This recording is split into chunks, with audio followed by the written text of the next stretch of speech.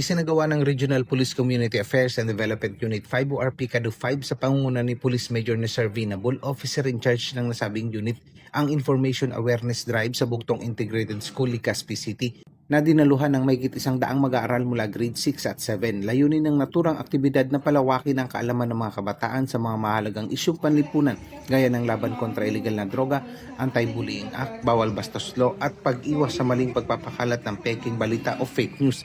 Binigyan diin ang kahalagahan ng pagiging maingat at responsable sa paggamit ng social media, lalo na sa pagbabahagi ng impormasyon online.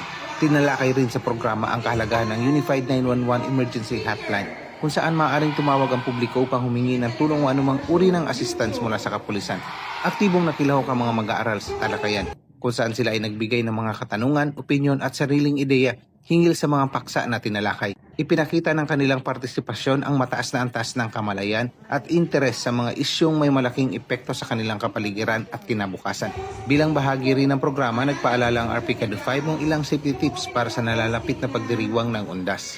Ang nasabing aktibidad ay bahagi ng patuloy na programa ng Philippine National Police sa pagpapaigting ng Police Community Partnership na naglalayong mapanatili ang ligtas, maayos at mapayapang komunidad, lalo na sa nalalapit na pagunita ng UNDAS 2025. Dito sa Legazpi City, Albay, ako ang inyong PNN Correspondent Police Staff Sergeant Quintana, alagad ng batas, tagataguyod ng Balitang Pulis.